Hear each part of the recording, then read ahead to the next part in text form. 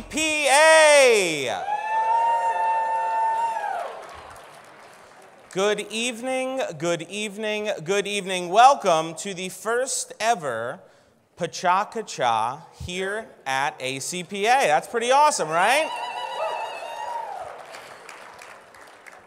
So let's just get this going. How does that sound?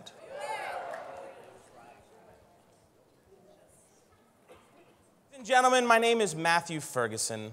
I'm a Jersey boy, and I am here today to tell you the story of how Nicki Minaj came to be afraid of me. That is right, my friends.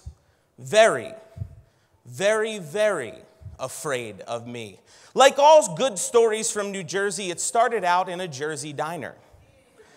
Late night over a plate of curly fries, two high school best friends who used to run the TV studio in their high school coming up with a weird idea because it was the first time I was going to shave my beard in 8 years.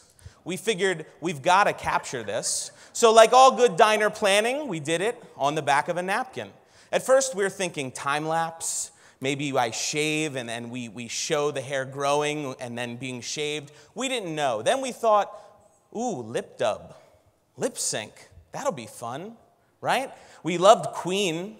So we set up a studio in the living room of my house and spent 10 hours straight, 30 disposable razors, and we came up with a concept for a lip dub music video that we thought was pretty cool and thought that our friends would think it was funny too. The concept, my friends, was a character named Matt Stash. 6 faces, 6 facial hairstyles, 6 emotions, all to the beat of Nicki Minaj's Turn Me On, which at that time was barely on the radio. Again, we thought this was just going to be a little video that our friends liked. Little did we know, within 10 days, over 600,000 people had viewed it on YouTube. Then that rose to 1.45 million. It was the #1 video on Reddit for 2 full days, which is an internet eternity. And as you can see, David Guetta, Nick Cannon, and several adult film stars loved it. But what did they love the most? Well, the Rutgers University student newspaper, the Daily Targum, I made the front page. That was the pinnacle of my career next to a new minor being created. As you can see, I was big news on campus, my friends. I was getting talent show deals, everything. I was living the life until 2 months ago. This was 2 years ago that we made this. 2 months ago, I got a text from a friend saying, your video's been taken down. What? I go, I check, that's right, and I get a notification, the artist has requested that we remove your video. My friends, I was too hot for YouTube. What did Nicki Minaj have against me, a Jersey guy with a couple of razors, just trying to have a good time? What did I ever do to her? Maybe it's that she agreed with my first grade teacher who thought that I was a little bit too expressive at times, as you can see on my first grade report card there. Maybe she was threatened by my award-winning, at least in high school, performance of Tevye and Fiddler on the Roof that won me the accolade of class performer in my yearbook. All these things are obviously huge threats to Nicki Minaj's multi-platinum career. And in fact, shouldn't she be thanking me?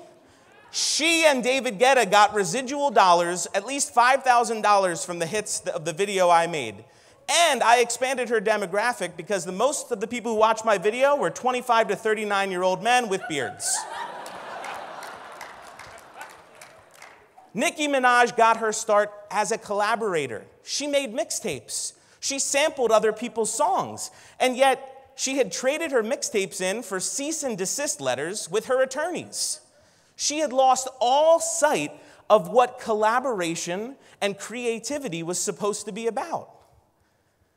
Now, in my mind, she was sitting eating breakfast, Googling her name, found this, said, no, he didn't, threw her cereal bowl. That's what I want to tell myself, but I know she has people. I know she has record companies. I know how these things really work.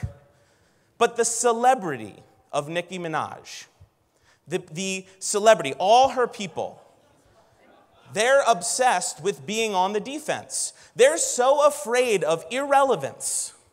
They're so afraid of being irrelevant. They're so afraid of their success being taken that they will do anything to protect their slice of the pie, including spending thousands of dollars on attorney letters. Now, consider for just one moment if she and other artists took those resources, took that staff time, and spent it on new projects, spent it creatively, spent it trying to change the music industry, instead of going after idiots from New Jersey who had too much time on their hand one night. Now, what is this all about? The scale of this may be different, but Nicki Minaj isn't the only person out there doing things like this, is she? There's a lot of people operating in a constant state of defense, rejecting new ideas, potential collaborators. We know someone, we work with someone, maybe we are someone who does this. We're guilty of it if we don't share information even when it makes the most sense, when we get very protective when someone suggests a new idea, perhaps when we get territorial about what types of degrees or experiences qualify people to help students. We do this. We're trying to protect a very small piece of the pie. And what we don't realize, folks, is that we're all here for the same thing. We all want to help students. And in this field, recognition, it's something that we want because the pay, let's be honest, is not that great usually. Am I right? Recognition is okay, but it's narrow-minded to think that we can only be successful if someone else isn't.